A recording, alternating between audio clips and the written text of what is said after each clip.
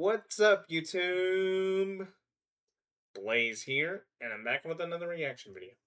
Okay, today's video is going to be a first for the channel. Reacting to a video from Royalty is here. The video I chose today is the most controversial vocaloid.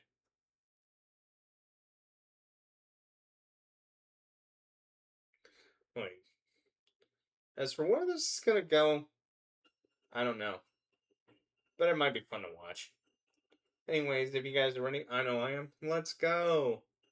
Seem to have got a lot more attention this past decade, with the main source of said attention. Seem to have got a lot more attention this past decade.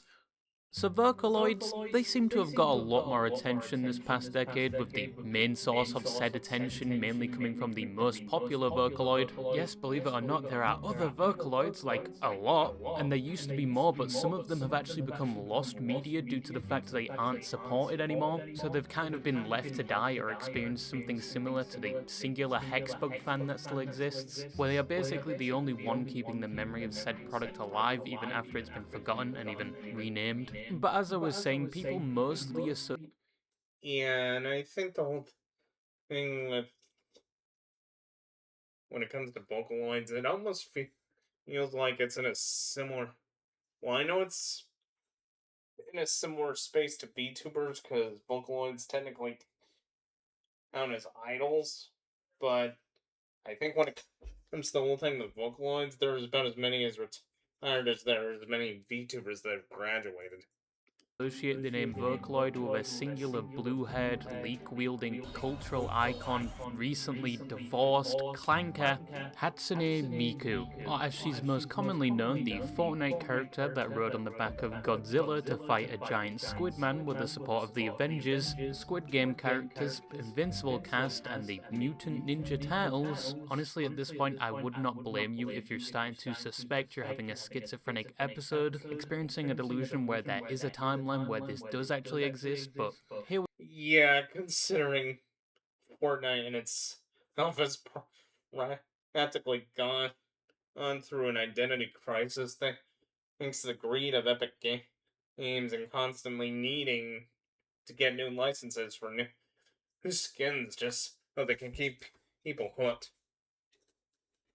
We are, but Hatsune Miku is definitely the most recognizable Vocaloid, with almost 3.5 million listeners a month. She even has her own concerts, which I must say are a lot more impressive than that one Vtuber concert I saw.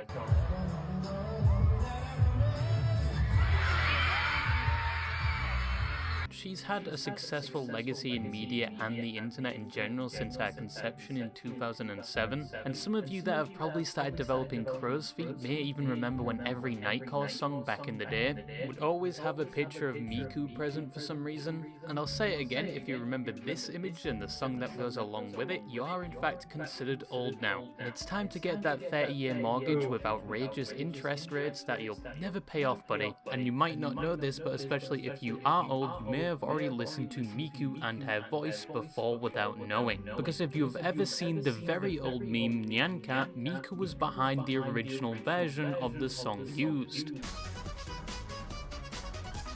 But as said, Vocaloids have been a thing for a while now, and mainly got popular due to the introduction of Hatsune Miku and the music that followed. However, with all that said, what is a Vocaloid? Well, to keep it brief, Vocaloids are the product of the Vocaloid software created by Yamaha Corporation, who also make things like motorbikes and ATVs, but the software allows someone to make music by typing the as well as electronic keyboards.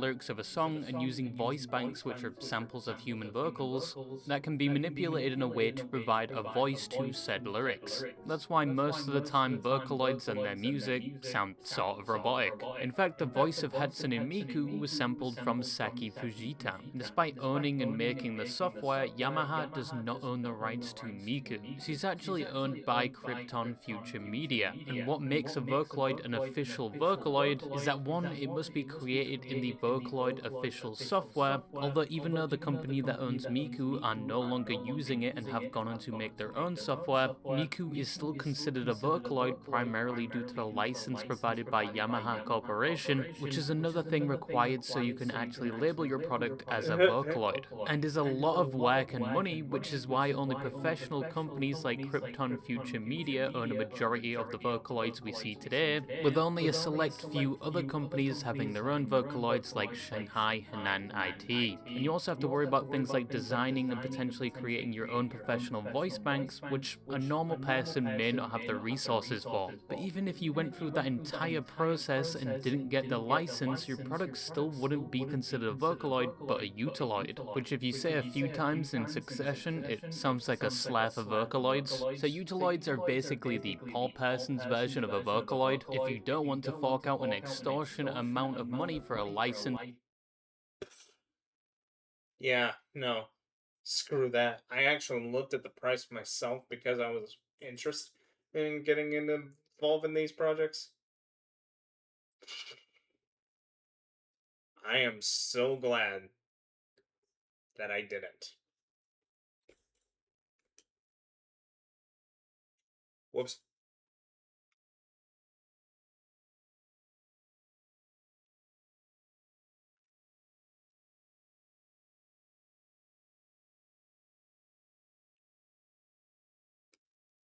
Software, or spin the wheel and risk getting a totally free and legitimate version that only comes with a trade-off of your webcam light permanently being on, and command prompt flashing you every time you start Windows, and let's not forget once again the copious amounts of funding and effort you'd need to put in just to get the Yamaha license to call it a Vocaloid. But Utiloid or Utao is like a non-official or non-canonical Vocaloid, mainly produced by the community and is usually created within the free software Utao Studio, using free or creating their own voice banks that can be put into the software directly, hence the name Utiloid, which also has been used as a label for any non-official Vocaloid like Fananoids, even if they don't use the Utao software, but for simplicity's sake, all of them usually all come under the umbrella of Vocaloid, official or not. Now obviously there are a lot more Utiloids than there are Vocaloids, primarily due to the fact the bar to label your product a Utiloid is a lot lower than the requirements for a Vocaloid, and once again Utiloids are community made, and usually all you need to create a Utiloid is a visual design, software, and a voice bank.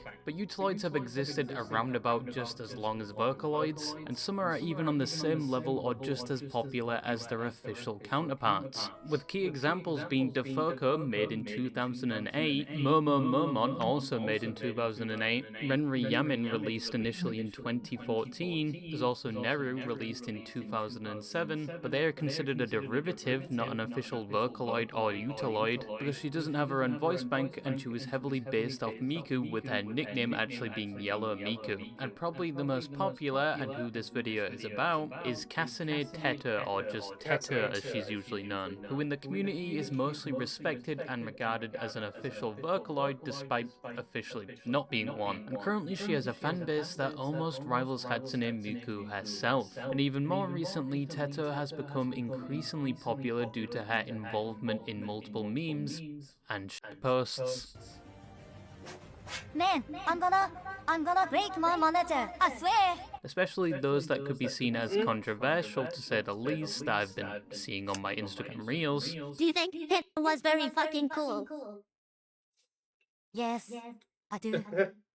And I'm tired of pretending it's not. Which altogether has led to Teto having a huge effect on the Vocaloid community, even if she is still a Utiloid. But where did Teto come from, and how did she have such an impact on the Vocaloid community and the internet as a whole? To the point where she actually has a demonic-like cult surrounding her. The word of the day!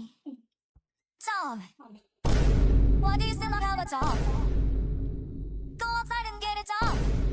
So the story of how Teto came to be is kind of a funny one, as she was originally created in 2008 by the users of a Japanese forum page called 2channel. Around this time, Miku had just been introduced to the world and was making waves on the internet, so the residents of the forum page 2channel in April decided to make their own April Fool's joke, which was to make their own version of a fake Vocaloid, which led to the birth of the red-haired gremlin Teto. They went as far as to provide an entire concept concept of the fake vocaloid for the prank, with an artist by the name of Sen providing the artwork for Teto, which bore a heavy resemblance to Miku in a way from her outfit to numbers present on her arm, but with key differences like the hairstyle and the colour. Soon users of the forum page would also attach both lore and details to the character, which was also heavily involved in the prank and resulted in Teto officially being 31 years old, which is the youngest age for your average old school RuneScape player.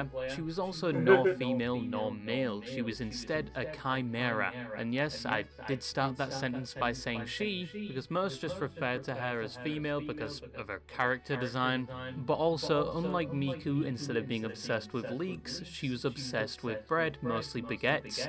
And we were very fortunate the users of 2channel decided to grant some mercy with their troll and didn't make her French. French! They also provided her personality, which was apparently a tsundere. Why does everybody clown on the French all the time? I mean, seriously, why?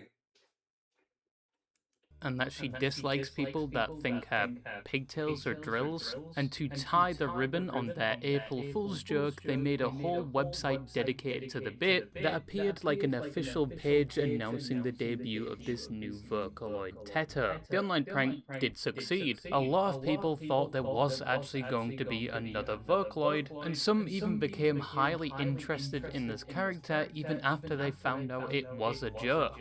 But after April Fool's, Teto was basically abandoned, as the majority of 2channel users moved on as they had already done what they set out to accomplish and the joke was over, even though they put so much effort into it and the product of said joke was a very believable and somewhat competent design. However, Teto wouldn't just be thrown in the trash and have her story end there, because as said, some were interested in the character and refused to let Teto just be tossed aside as a one-time joke.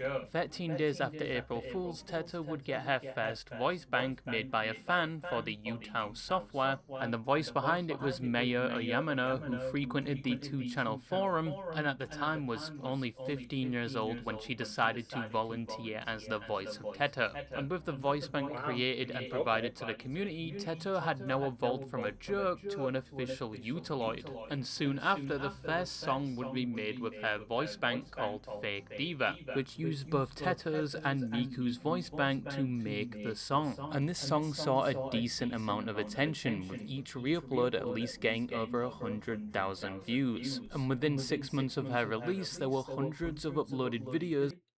I'm sorry. 100,000 to 300,000 views? Man. I don't know if I'm in the wrong profession or not.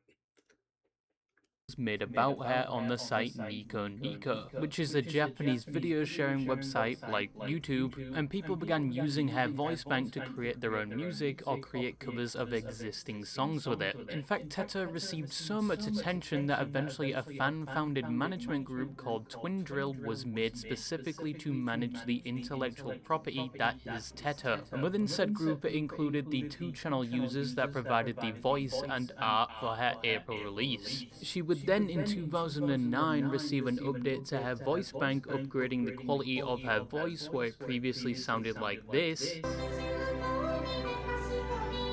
and it was now upgraded to this. This was definitely a bit better than the original, but yeah, that's definitely a slight improvement because you can immediately tell that some of it involved Hatsune Miku a little bit there.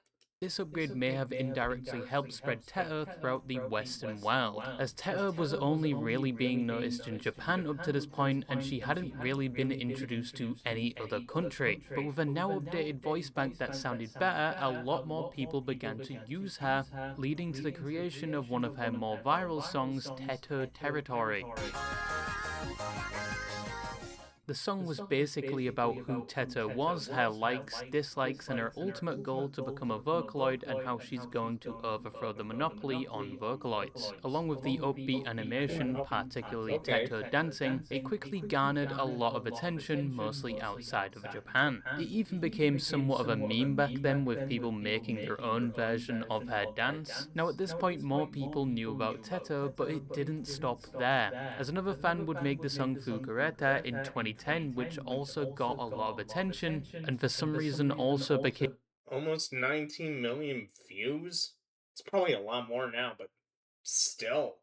nostalgia bait for most people alive in the 2010s, and like its predecessor, it also found its way into internet culture at the time. Gradually over the years, Teto would continue to grow influence, and with the release of even more fan-made music and her previous success on the internet, it was almost impossible to ignore the influence Teto was gathering. She wasn't on the same level as Miku at that time, but she was present, and this led to her in 2014 being finally officially noticed by Krypton Future Media, and they would involve her in an official Vocaloid project. It was just that in said project, she was kind of there in the background. Hey, that's my shoulder. She was added as a DLC in the game Hatsune Miku Project Diva, but she was just a playable character. She had no voice lines and her voice bank was not used at all. But at least she finally received some form of official recognition. However, past 2014, Teto would struggle a little, as would most Vocaloids. This was known as the Great Stagnation Era, or as it's alternatively known within the community, the Dry Period. This is where Vocaloids in general no longer saw the same growth they were experiencing in previous years. It was kind of the same thing Minecraft faced from 2014 to 2017, but this was primarily due to factors like a lot of influential Vocaloid content creators in the space going on to other adventures outside the Vocaloid community. Not only that, but they apparently saw an oversaturation problem because things looked so promising years prior. It led to the overproduction of new characters and voice banks to the point where there was so many, a lot of them just failed to get any traction.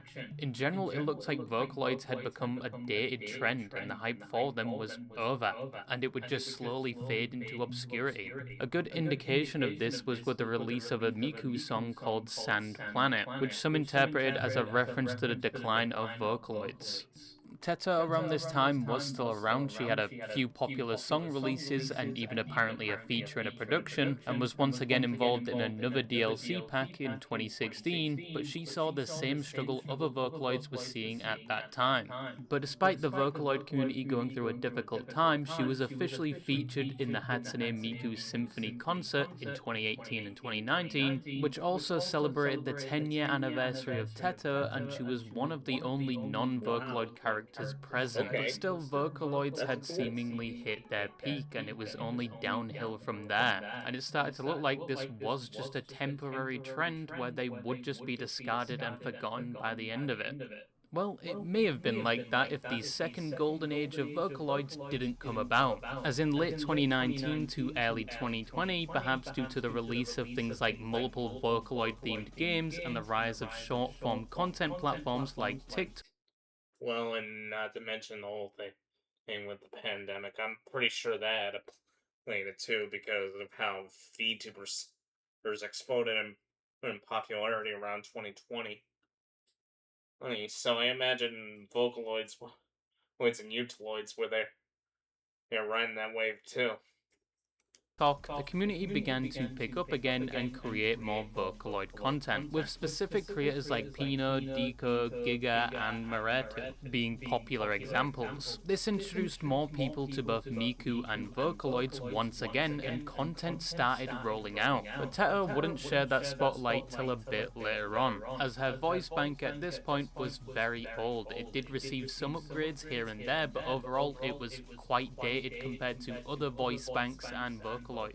She wasn't completely discarded, she was used here and there, but she was slowly being forgotten. Until in 2023, where she would receive a professional update to her voice bank as an addition to the synthesizer studio, which also came with an update to her appearance, and thus Teto once again, like in 2008 to 2010, would capture the eyes of the community, as her voice was a lot more human now and higher quality, and some people had an absolute field day with her new voice bank. Your life is nothing. You serve a zero purpose. You should kill yourself now. But this improvement resulted in her being heavily used with popular songs like Override and more recently Mesmerizer, which was a combination between Teto and Miku and reached over 180 million views. And after this, she would join Miku on stage performing the same song for the Hatsune Miku Japan live tour in 2025. Yes, Teto was created as an April Fool's joke towards Vocaloids in 2008 and was completely community made and then somewhat discarded after the joke was over, but in the current day is now currently somewhat on the same level as the face of Vocaloids Hatsune Miku. She has rightfully earned the name Diva born from a hoax. They grow up so fast. But that is where Teto is to this day, and as you can probably tell, the name of this video is the most controversial Vocaloid. It's probably something like that. I'm not very good with titles, if you couldn't tell. I mostly just pull them from my ass all the way from the That's how most content. I'm pretty sure that's how most content creators are, dude. of my prostate. But how is Teto the most controversial Vocaloid? Well, there's a bit of contention within the community if Teto should be called a Vocaloid, especially considering her past and her overall conception. Some vehemently defend the point she isn't a Vocaloid as she still isn't considered official, and there has apparently been a bit of gatekeeping in the community against those that were introduced to Vocaloids through Teto, despite her once Yeah, just like how there is with pretty much everything else Japanese culture related. again, not being a Vocaloid, and some treat it like she's encroaching on Miku's territory or something. But on the other side, people refer to her as a Vocaloid for either simplicity or out of some sort of respect, as she was originally this one-off joke, but is now almost on par with the face of Vocaloid's Hatsune Miku, getting the Vocaloid treatment and is basically everywhere. She's constantly being acknowledged by the powerhouses of the Vocaloid industry, perhaps to the dismay of people on the opposing side. She was even recently in a McDonald's ad, and it was heavily rumored she's going to be eventually added to Fortnite. Yes, I know around a year ago there was propaganda being sent around that she was getting added to Fortnite then, just for a majority of people to eventually realise they've been baited, but that rumour is once again being circulated, which is either god tier gaslighting and they may have to create a hotline for Teto fans if it isn't true, or she is in fact going to be added just like Miku, which will further solidify her impact within the community. Another reason apart from her just simply being called a Vocaloid is down to the community surrounding her and her recent adoption as the face of shitposting.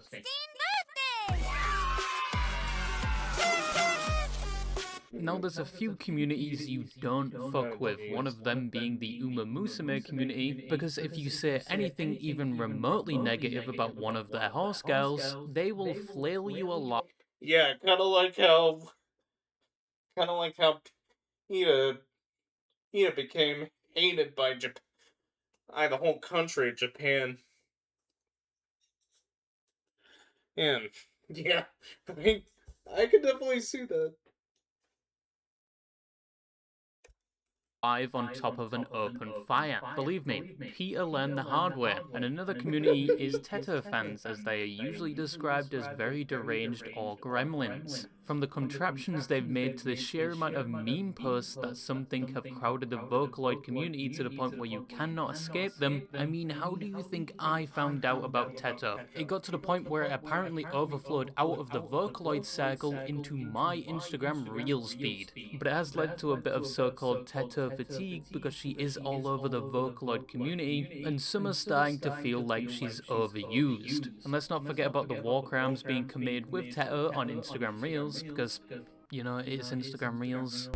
They don't understand the things I said on Twitter. But yeah, Teto is controversial basically down to how she came about, to how she gathered enough influence to rival the Titans in the industry, and because she became so popular it led to some infighting within the community regarding her title, and if she should be the one exception to that standard for said title.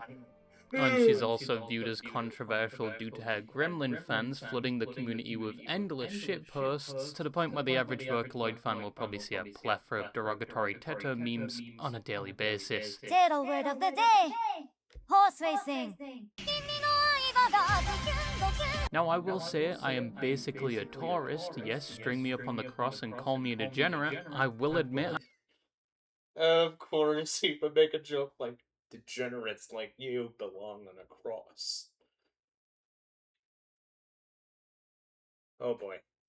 I got into that a little too much. I'm not that experienced in the ways of the Vocaloid, I'm quite the basic bitch. My favourite song is Echo and World is Mine, but I can see why people like Vocaloid so much and why Teto is such a contested topic within the community and why she is so loved. She isn't a traditional Vocaloid and had questionable origins, but that's probably the best part of Teto. She wasn't made by a corporation, she wasn't extensively planned, she was an April Fool's joke that became one of the top characters in the She became a joke, and there was a community that loved her and helped.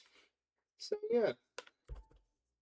industry. And from the perspective of a tourist, I'd call her a Vocaloid even if it isn't an official title. But that's basically it. This is another video topic I found through my Instagram Reels feed. I hope a hex bug crawls under your foreskin, and yeah, that's all I had to say, and bye-bye.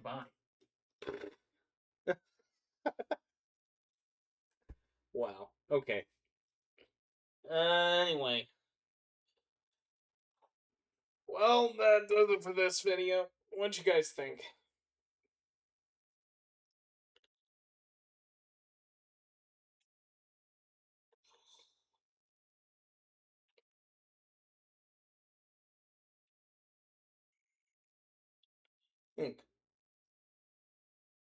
Yeah. I didn't know much about Teto other than someone putting together or a cover of the Call of Duty Black Ops song 115. Plus, I also float around in the Harpy VTuber Kumi's community a little bit, and a lot of her community are fans of Teto, so yeah.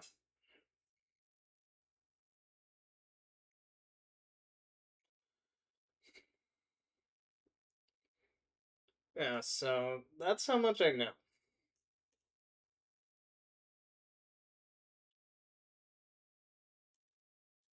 Anyways, that's it for me. If you liked today's video, please leave a like, drop a comment down below.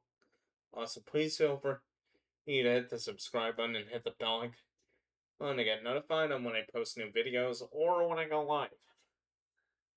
You can catch me on social media. I'll leave all my links along with the original video in the description below. Until next time, see you guys later.